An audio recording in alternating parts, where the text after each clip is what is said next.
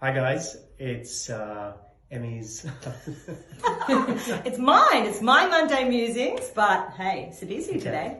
Hey everyone, welcome to our Monday catch up. And today I thought I'd get Sabir back due to popular demand, but also because May is Neurofibromatosis Awareness Month. And we have partnered with the Children's Tumour Foundation to help bring NF out of the shadows. And for those of you that have been following for a long time, you will know that our eldest daughter was diagnosed with NF when she was 12 months old.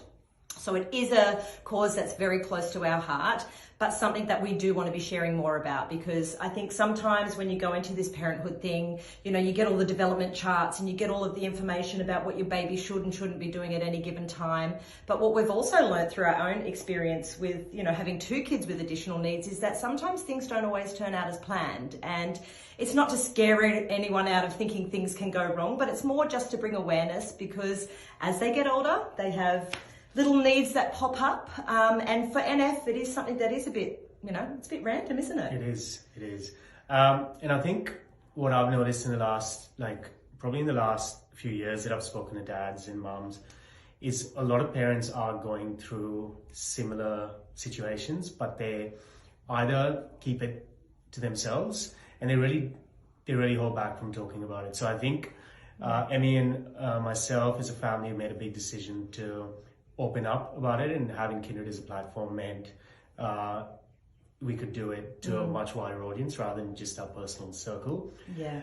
And it's important because I think there's, you know, when you have kids and they do have special needs, or they do have disabilities, or they do have disorders, or whatever they might have, they're usually labeled, or, you know, there's, you know, you look at, you know, there's a bit of shame, for example, for some parents.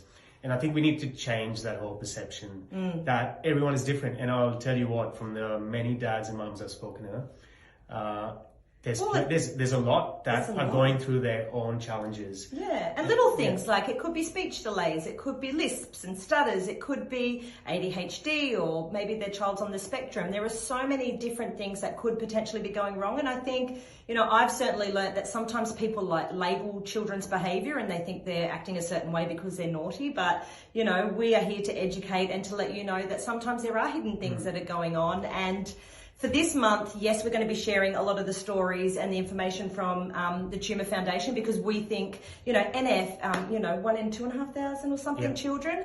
And so it's more common than things like cystic fibrosis. And if you ask people about, have they heard about cystic fibrosis, they'd say yes. But if you ask people, have they heard about NF, some medical people as well, they'll say no. So I think it's our duty, as Sabir said, to use our platform to share more about it. And I think the hardest thing about NF is that it is so different for everyone. It's not that, you know, they're going to experience X, Y, Z. It can be different for anyone, and it could happen at any given time. So with Ishk at the moment, she has little markings on her body, her cafe au lait spots, and a lot of freckling that's becoming more and more.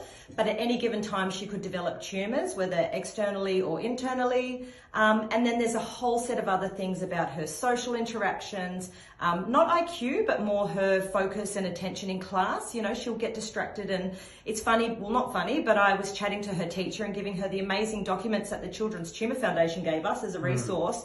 And it wasn't until I spoke to her dancing teacher who said, oh my God, she's so gorgeous, but she gets distracted in class. And I went, aha, connecting all the dots. So being able to give her the teacher's toolkit as well has really helped her come at it from an empathetic point of view. It's not that that kid's the naughty one in the dance class that can't keep in line, that every now and then she just gets a little distracted.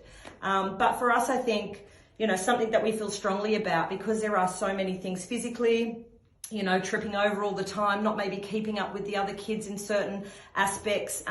It is important to us to help her feel strong and confident in her capabilities, or not necessarily be measured her worth on her capabilities or her appearance, that she can really own the things that she's good at and feels comfortable with. She loves to draw, she loves art, but she may not be the one, you know, running around on the soccer team. So I think, you know, there are just so many different things that can happen with NF, and it could be triggered during puberty. It could be that she's complaining about her tummy at the moment. So we're just kind of investigating what that is. Is it a food intolerance, or is there something a little bit more sinister we should be investigating? So for anyone out there that is living with NF, we completely, understand how stressful it can be. It can be so many unknowns.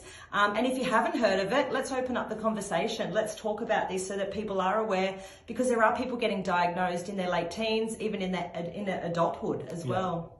Yeah, and I think if anything, probably the positives that have come from it is us as a family unit. I also think, it's really easy with toddlers and preschoolers to scream at them and say no and stop and don't.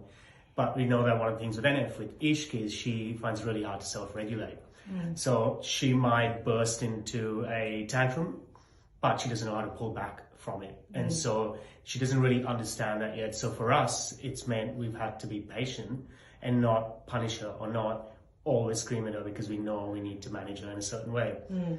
Slow things down. Slow things down. And I think what that's done, I feel, is it's made us the same with Z and Nunu, and not always rousing on them, but at least trying to listen and be patient. So in a positive way, us working with Ishq is helping us as a family grow together, and in the way we approach our kids. And yes, there are times where she's doing my head in, because it's it gets pretty intense. It gets pretty intense, but we've learned to start to manage that. And look, there's a lot of other families from an NF perspective that are going through a lot more than us. Luckily we're seeing certain things, and we know that it probably is going to increase, but I think being able to speak more about it gives other families confidence that they can too. Yeah.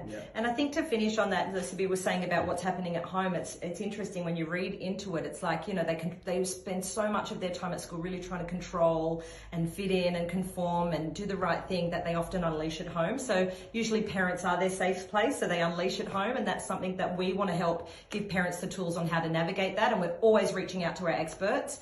And someone I am going to be chatting to as part of this awareness month is our amazing in-house or resident psychologist, Jamie Block from Mind Movers. And we've been chatting about, helping parents navigate these conversations, because for us, Ishq knows that she has freckles and spots. She knows that she goes for yearly checkups, but she actually doesn't know enough about NF, and that has been because we haven't wanted to label her. We didn't want her to feel any shame or feel different from any of the other kids, but we now know that she's at the age where she's making comments to me about how she just wanted to be able to do something like everyone else, and she's frustrated that she can't. And I know as they get older that a lot of kids can really hang themselves up on that, and it can internalize and it can become a bigger problem. So I'm going to be meeting with Jamie. We're going to be chatting on an Instagram and Facebook Live, and we're going to be talking about how you navigate those conversations with the little ones, but also too how sometimes the hidden disabilities, they need to be discussed, and not everyone's comfortable with it. We certainly have made a decision that we want to share more, so always feel free to reach out to us if you do want to connect, and if you are going through your own challenges, and we're going to do our best as a platform to share as much helpful information as we can. Thanks everyone. Thank you.